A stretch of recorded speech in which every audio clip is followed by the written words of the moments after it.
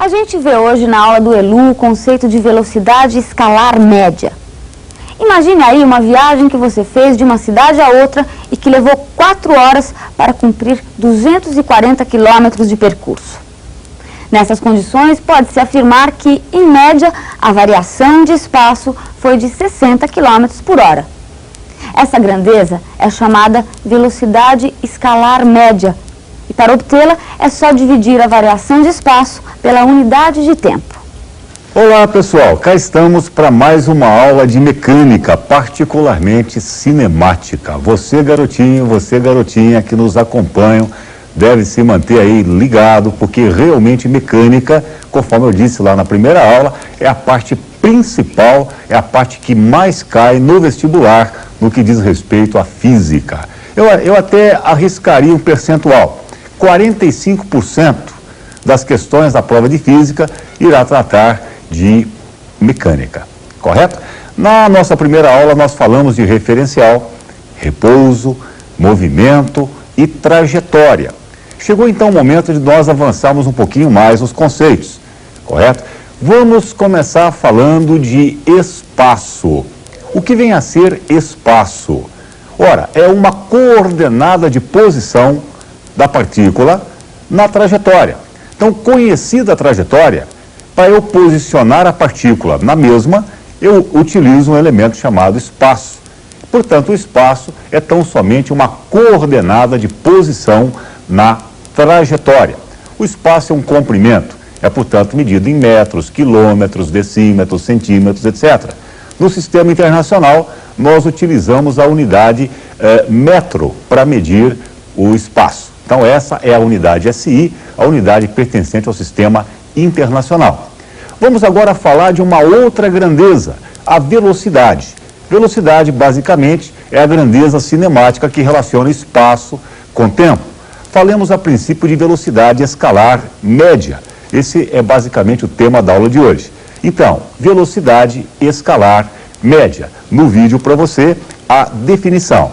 Olha só, aí nós temos um carrinho inicialmente nessa primeira posição, correto? O seu espaço é definido por S1. O espaço do carrinho no instante T1 vale S1.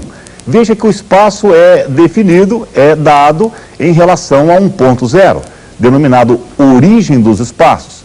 Portanto, no instante T1, não é? O espaço do carrinho vale S1.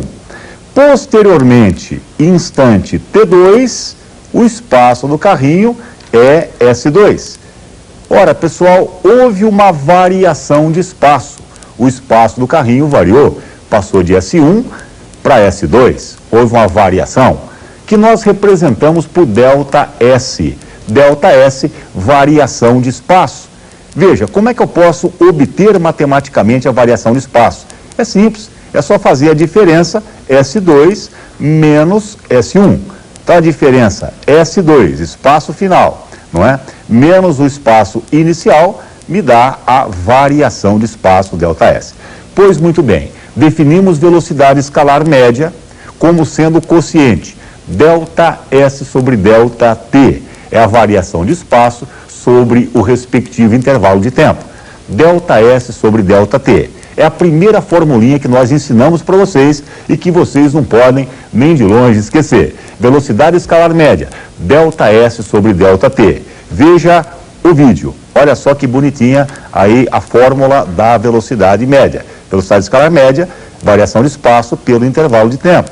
E veja que a variação de espaço é aquela diferença que eu dizia. S2 menos S1 e o intervalo de tempo fica dado por T2 menos T1.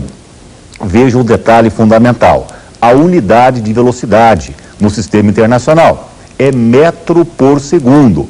O espaço é dado em metro, o tempo é dado em segundo, portanto, a velocidade é definida em metro por segundo no sistema internacional. E aí você dirá, Elu, mas eu estou familiarizado com quilômetros por hora, porque no dia a dia utiliza bastante aí o quilômetro por hora. Como é que fica? Não pertence ao sistema internacional?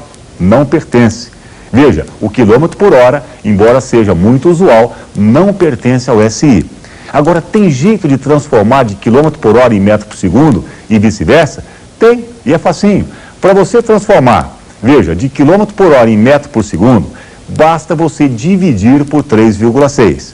Por exemplo, 72 km por hora correspondem a 20 metros por segundo. Basta você dividir por 3,6. E claro, tem jeito de voltar, passar aí de quilômetros por hora, aliás, de metros por segundo para quilômetros por hora. Na volta, eu multiplico por 3,6. Por exemplo, 30 metros por segundo, multiplicando por 3,6, equivalerão a 108 quilômetros por hora. Agora, seria bom que nós colocássemos aqui para vocês ainda duas velocidades importantes, antes de fazermos o exercício. A velocidade do som no ar. O som se propaga no ar, pessoal, com velocidade em torno de 340 metros por segundo. É uma velocidade notável. Então, em cada segundo, o som se propaga ou percorre 340 metros por segundo. E uma outra velocidade hiper importante é a velocidade da luz no vácuo. 300 mil quilômetros por segundo. É a maior velocidade real, é a maior velocidade concebível. 300 mil quilômetros, eu disse, por segundo, velocidade da luz no vácuo. E agora sim, o nosso primeiro exercício. Aí está no vídeo para você. Veja lá, nós temos o Sol, correto? E a Terra. Distância Sol-Terra aproximadamente 150 milhões de quilômetros. Aí está, esse é um dado do problema. Por outro lado, a luz se propaga com velocidade de 300 mil quilômetros por segundo, conforme eu dizia. A pergunta que eu proponho: quanto tempo a energia solar, a luz solar, demora para atingir o nosso planeta? Quanto tempo a luz gasta para viajar do Sol até nós? Ora, vamos lá. Olha aí, os cálculos. Primeiro, nós temos o espaço a ser percorrido, 150 milhões de quilômetros. Velocidade da luz, 300 mil quilômetros por segundo. Fórmula, velocidade, delta S sobre delta T. Correto? Eu quero tempo. Então, o tempo é o espaço dividido pela velocidade. Não é isso mesmo? Ora, com a formulinha na mão, eu vou então substituir os dados, observando se os dados estão no mesmo sistema de unidades. Veja bem, o comprimento está expresso em quilômetros, a velocidade em quilômetros por segundo. Então, as velocidades são as unidades são coerentes, compatíveis. Então, eu posso dividir 150 milhões divididos por 300 mil, irão dar aí um tempo de 500 segundos. 500 segundos correspondem a 8 minutos, não é? E 20 segundos. Então, essa é a resposta. Se num determinado instante o Sol apagasse, apagou, quanto tempo depois desse evento nós daríamos notícia de que o Sol apagou, nós saberíamos que o Sol apagou? Aproximadamente depois de 8 minutos e 20 segundos, correto? Até ali a gente ainda continuaria recebendo aquela energia que estaria transpondo o espaço entre Sol e Terra. Muito bem, pessoal, um outro exercício para a gente sedimentar essas noções. Aí está, nós temos um carrinho que é policiado pelo nosso herói, o Micrinho, ao longo de um trecho de 1000 metros. Então veja você, são 800 metros e mais 200 metros. No primeiro trecho, chamado aí de AB, um trecho de extensão 800 metros, o carro tem uma velocidade, veja bem, dada, conhecida, de 120 km por hora. Acontece que a maior velocidade, a máxima velocidade nesse trecho é de 100 km por hora. Correto? A pergunta: que velocidade o carro deverá ter no trecho final, né, para o motorista não ser multado pelo Micrinho, né? O Micrinho é malvado. Então veja bem, qual é o valor da velocidade do carro nessa etapa final para o carro não ser multado? Muito bem, pessoal, então vamos aos cálculos, né? Nós sabemos que a velocidade média é determinada por ΔS sobre ΔT. Daqui nós tiramos que o tempo é o espaço dividido pela velocidade. Não é isso mesmo? Muito bem, o tempo gasto no trecho AC, no primeiro trecho, seria o espaço, são 800 metros, ou 0,8 quilômetros, dividido pela velocidade daquele trecho, que é 120 km por hora, note bem, certo? No trecho BC, o tempo fica determinado dividindo-se o espaço a ser percorrido, 200 metros, ou 0,20 quilômetros, sobre a velocidade incógnita, não é isso mesmo? Bom, equacionado isso, nós vamos então ao passo seguinte. Veja bem, olha lá, a velocidade total no trecho AB seria o espaço total dividido pelo tempo total. Mas o espaço total, ele fica determinado pela soma dos espaços parciais, né? Seria o primeiro comprimento mais o segundo, seriam 800 metros mais 200. E o tempo total é a soma dos tempos parciais, note você, não é? Bem, a velocidade média permitida, eu dizia 100 km por hora. Então substituo.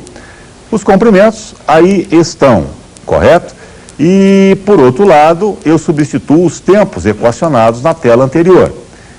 Ora, pessoal, o nosso problema, então, está em calcular, em obter esse V. Está meio enroscadinho aí, né? Está meio difícil de obter. Mas veja a tela seguinte, que não é tão difícil assim.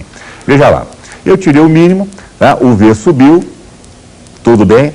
Continuando aí os cálculos. Eu passo esse denominador todo para o primeiro membro, ele vai multiplicando por 100, então fica aqui 8V, não é? Mais 240 tem que ser igual a 12V.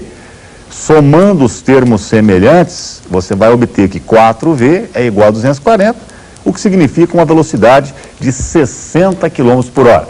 Então essa é a velocidade do carro naquela última etapa, para o motorista não ser multado pelo micrinho. Vai estudando cinemática. Cinemática é muito importante. Não perca as nossas aulas e até a próxima vez.